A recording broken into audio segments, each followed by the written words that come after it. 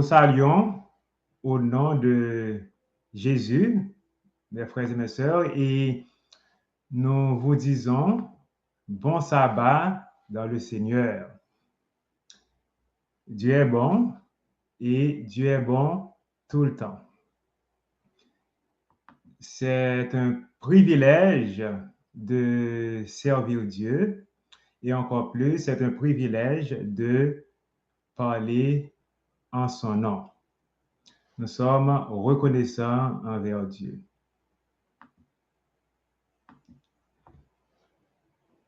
Alors, nous allons commencer le message. Nous allons commencer le message. Comme on a vu tantôt, le titre du message, c'est la victoire et l'obéissance. Nous allons voir au cours de ce message qu'il y a un lien entre la victoire et l'obéissance, mes frères et mes sœurs. Juste avant, nous allons faire une courte prière. Éternel, notre Dieu, notre Père, merci pour le privilège que tu nous accordes de parler en ton nom. Nous te demandons de pardonner nos péchés, d'être avec nous pendant ce message que nous allons présenter et permet que chaque frère, chaque sœur qui va écouter ce message soit édifié. Assiste-nous par ton Saint-Esprit. Fais-nous grâce. Nous t'en prions ainsi au nom de Jésus. Amen. Amen. La victoire et l'obéissance. Alors, on a tous des difficultés dans cette vie. Peut-être que chaque personne a des problèmes différents, a des difficultés différentes, mais on a tous des difficultés et on souhaiterait tous avoir de la victoire. Qui n'aimerait pas avoir de la victoire? Mais est-ce que nous sommes des enfants obéissants, mes frères et mes sœurs? Ça, c'est une question que chacun doit se poser. Et on peut répondre pour soi-même. Sommes-nous des enfants obéissants? Eh bien, Moïse est mort et Josué a pris le leadership du peuple Israël. L'Éternel lui a donné cet ordre que nous trouvons dans Josué 1, verset 2. Moïse, mon serviteur, est mort.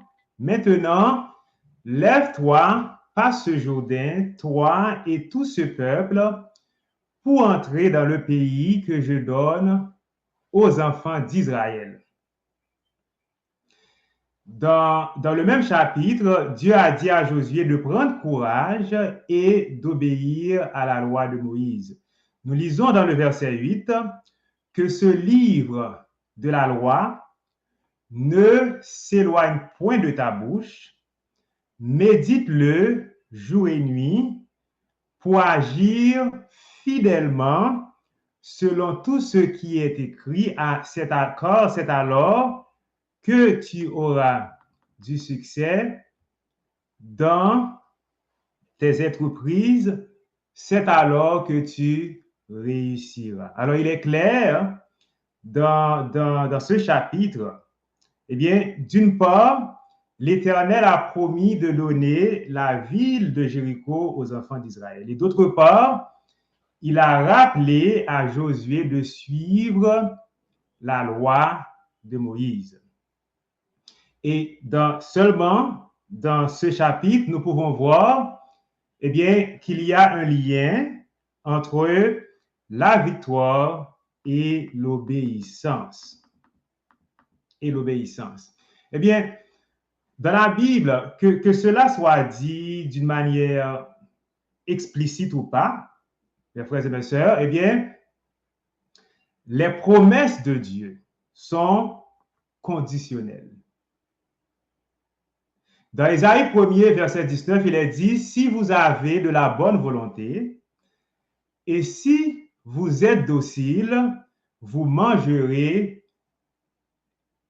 les meilleures productions du pays. Eh bien, on voit que le si dans ce verset indique qu'il y a une condition.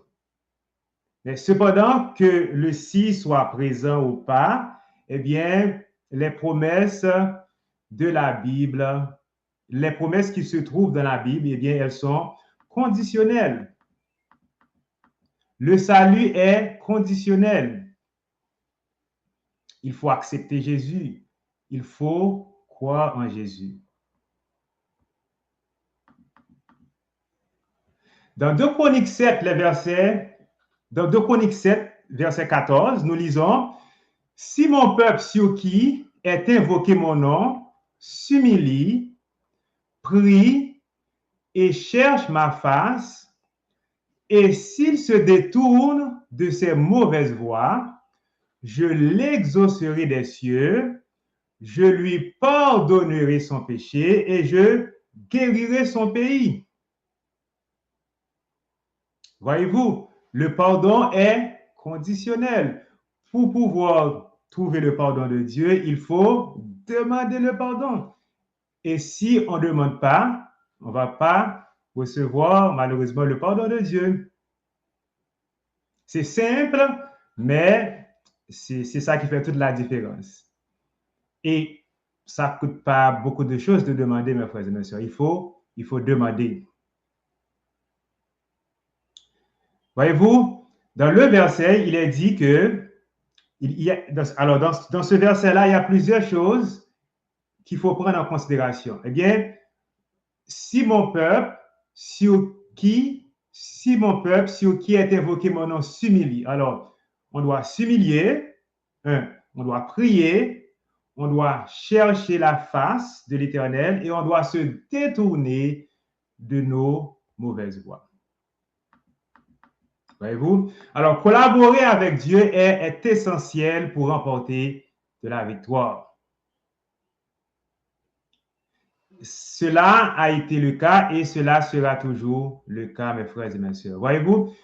Adam et Ève jouissaient de la beauté du jardin d'Éden aussi longtemps qu'ils obéissaient à Dieu. Qu'est-ce qui est arrivé après leur désobéissance? Qu'est-ce qui leur est arrivé? Eh bien, ils ont été chassés du jardin, malheureusement. Ils ont été chassés parce qu'ils ont désobéi à Dieu. Dieu n'aime pas la désobéissance. Il n'aime pas la désobéissance. Dieu aime quand ses enfants sont obéissants. Notre bonheur dépend de notre obéissance à Dieu. Le chant numéro 139, quatrième couplet nous dit, « Dieu qui guide, qui console, j'ai connu que le bonheur est de garder tes paroles et je les sers en mon cœur. Fais-moi marcher dans ta voie et me plaire en tes statuts. Si je cherche en toi ma joie, je ne serai pas confus. » Je ne sais pas si vous connaissez ce chant. Dieu qui guide, qui console, j'ai connu que le bonheur est de garder tes paroles et je les sers en mon cœur. Fais-moi marcher dans ta voie et me plaire en tes statuts. Si je cherche en toi ma joie, je ne serai pas confus. Amen. Vous ne pouvez pas être guéri de vos maladies si vous transgressez continuellement les lois de la nature, les lois de la santé, même si vous avez une grande foi. Alors, l'obéissance vient de nous, mes frères et mes sœurs. Dieu ne va pas le faire à notre place. Il ne va pas forcer personne à lui obéir. Le Saint-Esprit peut nous encourager, il peut nous guider, il peut nous conseiller, il peut nous enseigner, mais il ne va pas nous forcer à obéir à Dieu. Alors, quand nous remettons notre volonté entre les mains de Dieu, il va nous rendre capables d'observer ses commandements. Et pour que notre volonté soit remise entre les mains de Dieu, c'est à nous de le faire, c'est à nous de décider si oui ou non nous allons soumettre notre volonté à Dieu.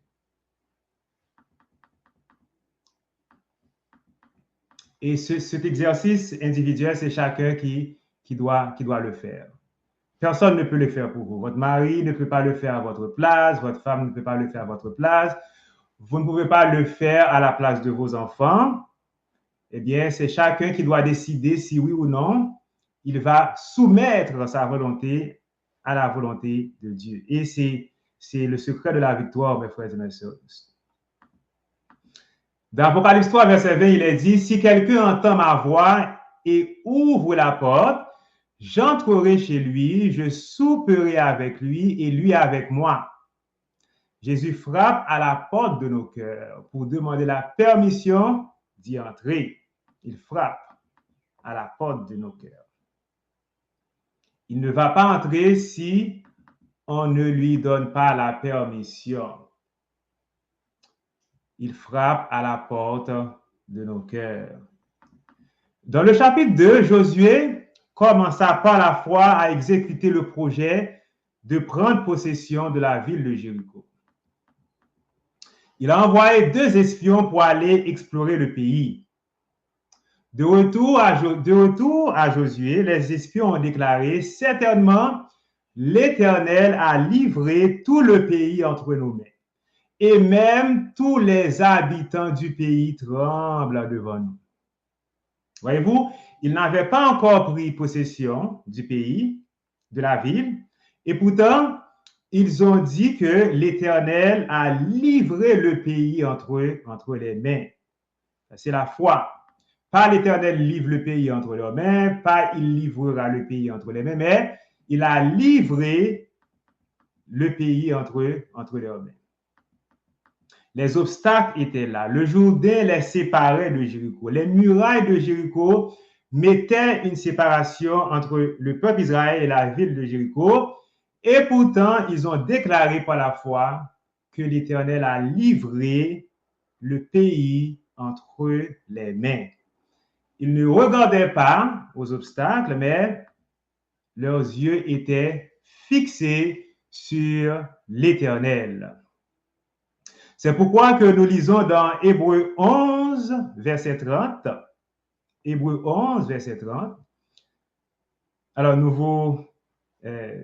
vous conseillons d'ouvrir vos Bibles avec nous, et c'est pour que vous puissiez suivre avec nous.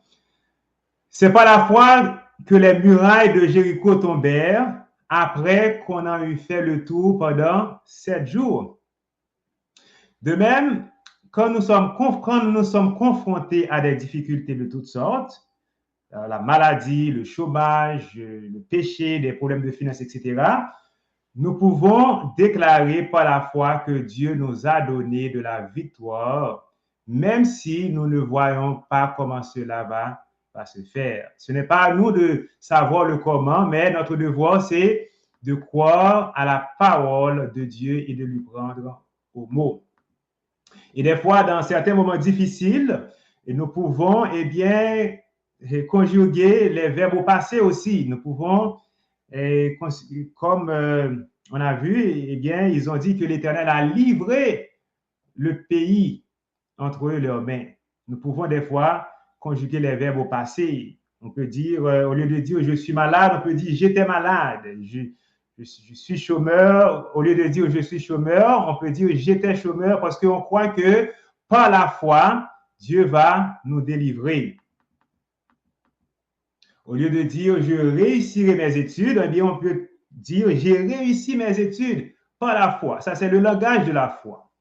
Car la foi est une ferme assurance des choses que l'on espère et une démonstration de celles qu'on ne voit pas. Une ferme assurance. Amen. Le juste vivra par la foi. Les versets 32 et 34 du même chapitre nous dit: Et que dirais-je encore, quand le temps me manquerait pour parler de Gédéon, de Barak, de Samson, de Jephthé, de David, de Samuel et des prophètes qui, par la foi, vainquirent des royaumes, exerçaient la justice, obtinrent des promesses, fermèrent la gueule des lions, teignirent la puissance du feu, échappèrent aux tranchants de l'épée, guérirent de leur maladie, furent vaillants à la guerre, mis en fuite des armées étrangères. C'est pas la foi. C'est pas la foi que nous allons vaincre, c'est pas la foi que nous allons remporter la victoire sur nos difficultés. Les problèmes sont énormes quand, eh bien, nous regardons à eux, mais lorsque nous regardons à Dieu, ces problèmes deviennent petits. Dans le chapitre 6 du livre de Josué, l'Éternel a donné des instructions précises pour la conquête de Jéricho. Des instructions précises ont été données pour la conquête de Jéricho. Dieu est un Dieu de précision. Nous lisons ce qui suit dans les versets 1 à 10. Jéricho était fermé et barricadé devant les enfants d'Israël. Personne ne sortait et personne n'entrait. L'Éternel dit à Josué: Voici, je livre entre tes mains Jéricho et son roi, ses vaillants soldats. Fais le tour de la ville. Je ne sais pas si vous suivez avec moi. Faites le tour de la ville, vous tous les hommes de guerre. Faites une fois le tour de la ville. Tu feras ainsi pendant 6 jours. 7 sacrificateurs porteront devant l'arche 7 trompettes retentissantes. Le 7e jour, vous ferez 7 fois le tour de la ville et les sacrificateurs sonneront des trompettes. Quand ils sonneront de la corne retentissante, quand vous entendrez le son de la trompette, tout le peuple poussera de grands cris. Alors la muraille de la ville s'écroulera et le peuple montera chacun devant soi. Josué, fils de Nun, appela les sacrificateurs et leur dit: Portez l'arche de l'alliance et que 7 sacrificateurs portent 7 trompettes retentissantes devant l'arche de l'Éternel. Et il dit au peuple: Marchez, faites le tour de la ville et que les hommes armés passent devant l'arche de l'Éternel. Lorsque Josué eut parlé au peuple, les 7 sacrificateurs qui portaient devant l'Éternel les 7 trompettes retentissantes se mirent en marche et sonnaient des trompettes. L'arche de l'alliance de l'Éternel alla derrière eux. Les hommes armés marchaient devant les sacrificateurs qui sonnaient des trompettes et l'arrière-garde suivait l'arche. Pendant la marche, on sonnait des trompettes. Josué avait donné cet ordre au peuple: Vous ne crierez point, vous ne ferez point entendre votre voix, et il ne sortira pas un mot de votre bouche jusqu'au jour où je vous dirai: poussez des cris, alors vous pousserez des cris. Alors Josué a obéi aux instructions que l'Éternel lui avait données. Et le peuple aussi a écouté les instructions de Josué.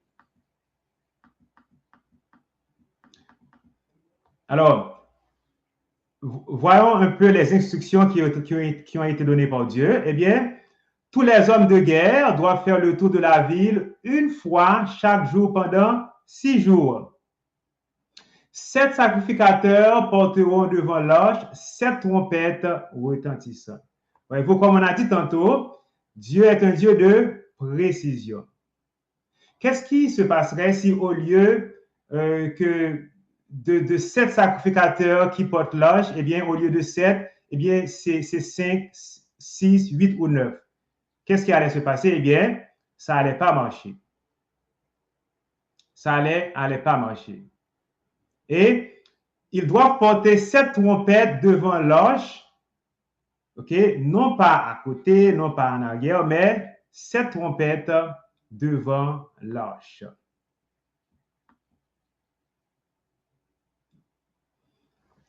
Alors, si nous voulons avoir de la victoire, mes frères et mes sœurs, il est important de suivre les instructions de l'Éternel. Il est important d'obéir à ses commandements. Par exemple, Dieu nous a donné le 7e jour comme jour de repos. Pouvons-nous prendre un autre jour? Non. C'est le 7e jour qui a été béni et sanctifié. Et j'imagine que pendant que le peuple faisait le tour de la ville, eh bien, peut-être que des gens leur passaient en dérision. Peut-être qu'on riait d'eux. Mais ils poursuivaient leur chemin. Ils obéissaient à l'ordre de l'Éternel.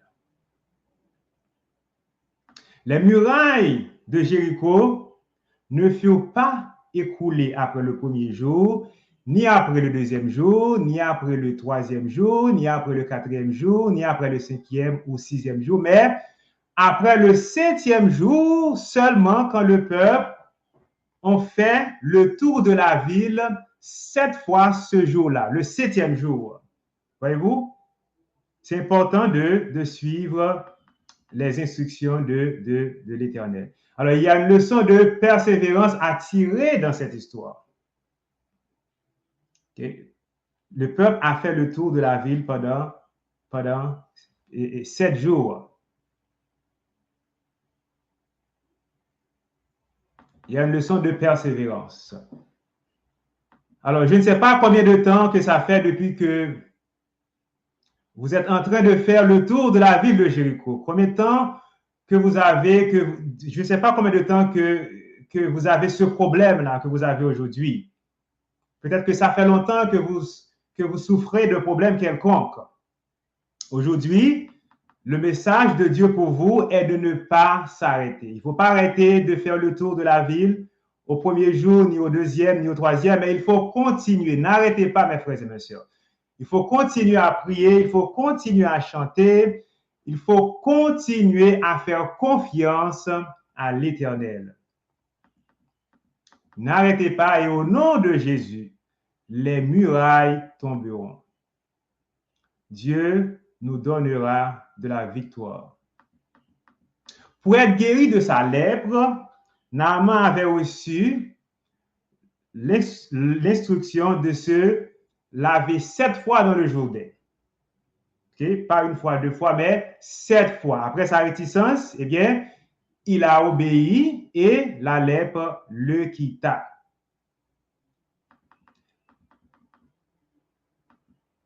Souvent, nous prions à Dieu pour être délivrés de nos difficultés, de nos problèmes, mais sommes-nous prêts à écouter sa voix? Sommes-nous prêts à lui obéir? Nous avions dit tantôt que Dieu aime des enfants obéissants. Nous, les parents aussi, aiment ça quand leurs enfants écoutent. Nous ne comprenons pas toujours pourquoi Dieu nous demande de faire certaines choses.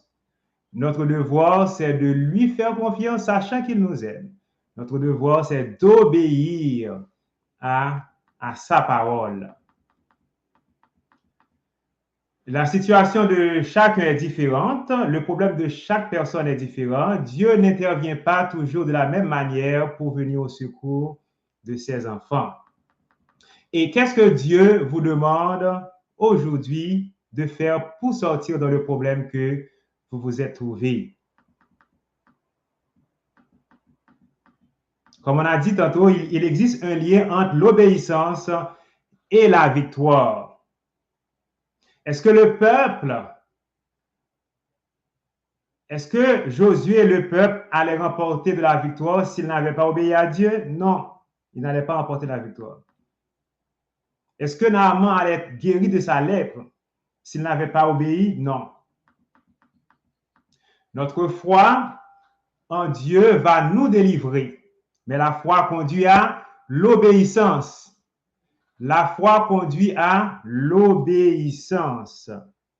La foi sans les œuvres est une foi morte. Abraham est appelé le père de la foi et il était obéissant.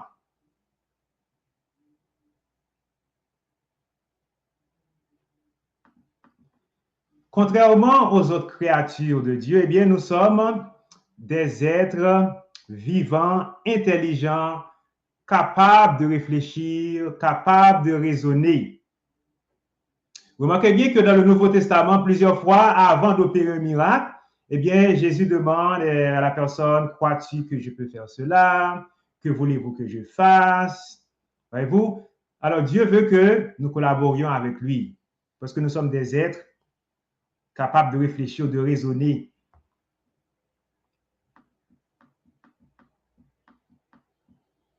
Et dans l'Ancien Testament, souvent, avant d'aller en guerre, des instructions spécifiques ont été données par Dieu pour que le peuple puisse remporter de la victoire. Souvent. Des fois, Dieu leur demande de placer une embuscade, de sonner des trompettes, de porter l'arche de l'Éternel, etc.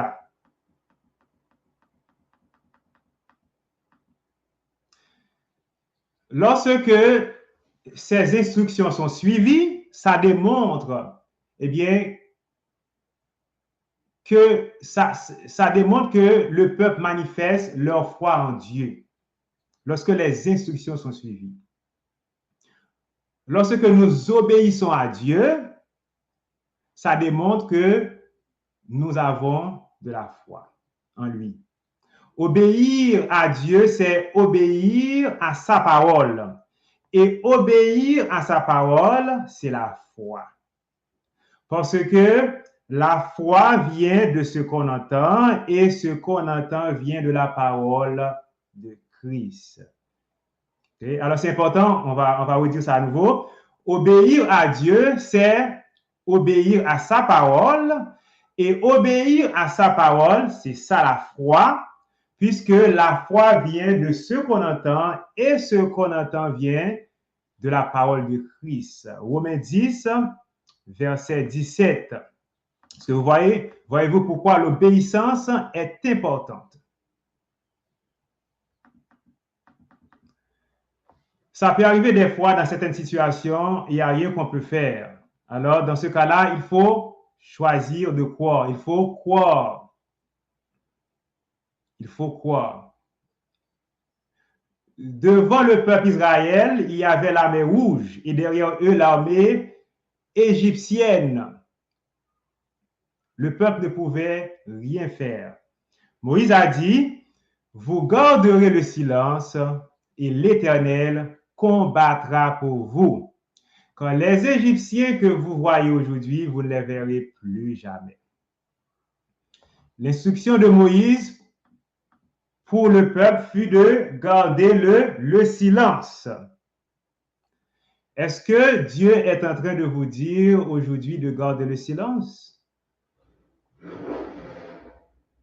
Ne vous inquiétez pas, nous dit la Bible. Ne vous inquiétez pas. Mais en toute chose, faites connaître vos besoins à Dieu par la prière et des supplications. Ne faites pas de soucis. Ne vous inquiétez pas.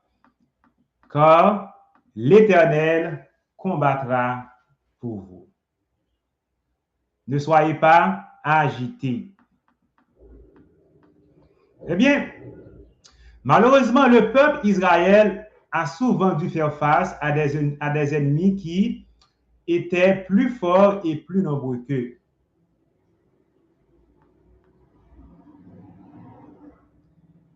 Dans Somme 18, verset 1, David a dit, « Il me délivra de mon adversaire puissant, de mes ennemis qui étaient plus forts que moi. » Dans Somme 142, verset 6, il est dit, « Sois attentif à mes cris, car je suis bien malheureux, délivre-moi de ceux qui me poursuivent, car ils sont plus forts que moi. » Une fois, plusieurs rois se sont mis ensemble pour combattre le peuple d'Israël. Nous lisons ça dans Josué 11, les versets 1 à 5. Jabin, roi de Hazor, ayant appris ces choses, envoya des messagers à Joab, roi de Madon, roi de Shimron, roi d'Achshap, au roi qui était au nord de la montagne, dans la plaine au midi de Kinneret, dans la vallée et sur les hauteurs de Dor à l'Occident, aux Canarans de l'Orient et de l'Occident, aux Amoréens, aux Étiens, aux Phérésiens, aux Jébusiens de la montagne et aux Éviens au pied de l'Hermon dans le pays de Mispa. Ils sortirent, eux et toute leur armée avec eux, formant un peuple innombrable, comme le sable qui est sur le bord de la mer, et ayant des chevaux et des chars en très grande quantité. Tous ces rois fixèrent un lieu de réunion et vinrent camper ensemble près des eaux de Mérom pour combattre contre Israël. Ils sortirent, eux et toute leur armée, formant un peuple innombrable comme le sable qui est sur le bord de la mer. Le verset 6 nous dit, l'Éternel dit à Josué, ne les crains point, car demain, à ce moment-ci, je les livrerai tous, frappés devant Israël. Amen. Connaissez-vous vos ennemis? Nous sommes Israël par la foi, mes frères et mes sœurs. Et ce n'est pas différent pour nous. Nous avons beaucoup d'ennemis. Nous avons beaucoup d'ennemis. Et ils sont plus forts que nous. Ils sont plus nombreux que nous, malheureusement. Mais heureusement, nous avons Dieu qui combat pour nous. Dans Éphésiens 6, verset 12, nous lisons, car nous n'avons pas à lutter contre la chair et le sang, mais contre les dominations, contre les autorités, contre les princes de ce monde de ténèbres, contre les esprits méchants dans les lieux célestes. Seuls, nous ne pouvons pas affronter les difficultés. Nous ne pourrons pas.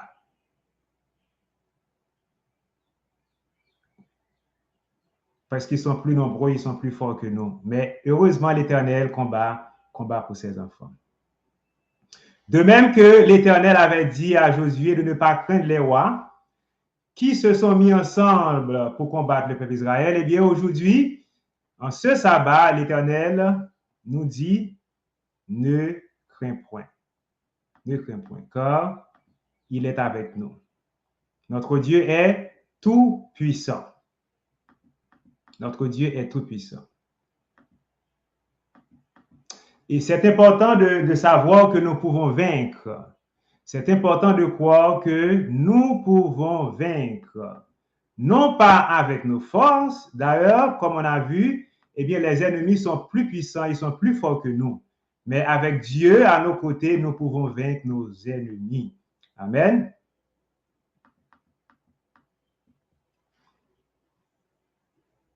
Croire est très important. Si on ne croit pas, il n'y a rien qui va se passer. Par exemple, si je demande à quelqu'un d'aller soulever une chaise, un exemple, eh bien, la personne probablement va se lever pour aller soulever la chaise. Mais si je demande à cette même personne d'aller soulever une montagne, eh bien, la personne ne va pas se déplacer parce que la personne ne croit pas qu'elle peut déplacer la montagne. Si on ne croit pas, on ne va pas bouger, on ne va rien faire.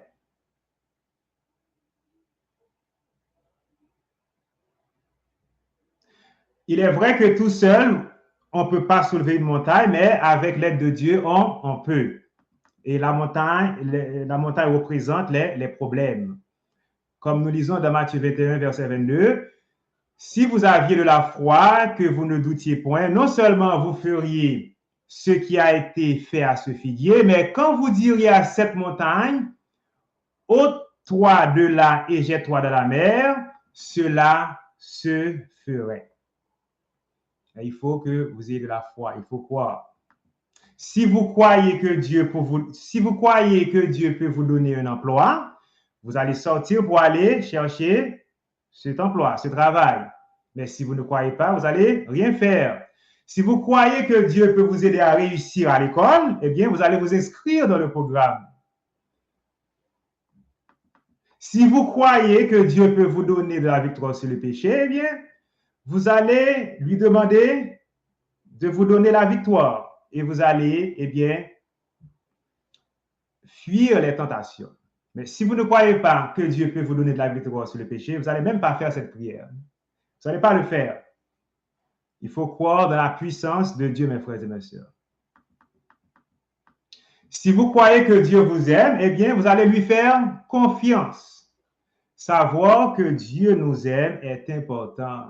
Savoir que Dieu veut notre bien est important. Quand on sait ça, on est plus calme, on est moins agité. Même si que on voit que les choses sont difficiles, on se trouve dans des situations difficiles que nous ne comprenons pas, eh bien, puisque nous savons que Dieu nous aime, eh bien, on va lui faire confiance.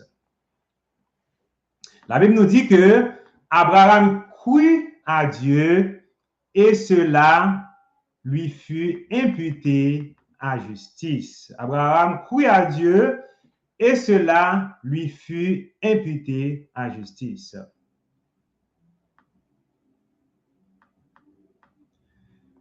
Nous n'avons rien à craindre, même si nos ennemis sont plus puissants et plus nombreux que nous. Ne crains point, car ceux qui sont avec nous sont en plus grand nombre que ceux qui sont avec eux. Ne crains point, car ceux qui sont avec nous sont en plus grand nombre que ceux qui sont avec eux. Telles furent les paroles d'Élisée à son serviteur lorsque le roi de Syrie avait envoyé prendre Élisée. Nous trouvons ça dans 2 Rois 6, verset 16. Le verset 17 nous dit que l'Éternel ouvrit les yeux du serviteur qui vit la montagne pleine de chevaux et de chars de feu autour d'Élysée. En ce sabbat, mes frères et mes sœurs, que l'Éternel ouvre nos yeux pour que nous puissions voir que ceux qui sont avec nous sont plus forts et plus nombreux qu'eux. Une fois la victoire remportée, eh bien, nous devons tenir ferme parce que, eh bien, à tout moment, nous pouvons chuter. Le chant 295, troisième couplet nous dit, « Si le vent m'est favorable, si mon ciel est clair et pur, ce pilote charitable me dit, veille, rien n'est sûr. » Il faut toujours veiller, mes frères et mes sœurs. C'est pour ça que nous lisons dans Éphésiens 6, verset 13. C'est pourquoi apprenez toutes les hommes de Dieu afin de pouvoir résister dans le mauvais jour et tenir ferme après avoir tout surmonté. Gagner la bataille, c'est une chose.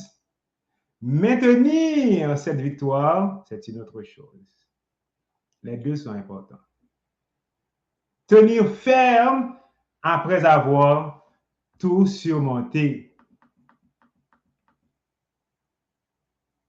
Pour conclure, la prière et l'obéissance vont de pair.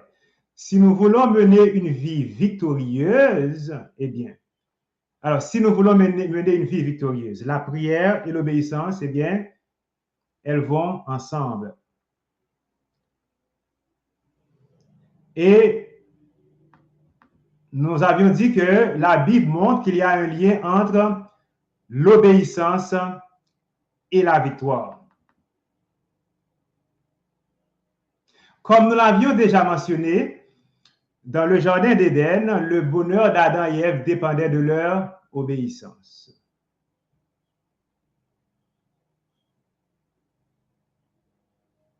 Notre obéissance à Dieu montre que nous l'aimons. Jésus a dit, si vous m'aimez, gardez mes commandements.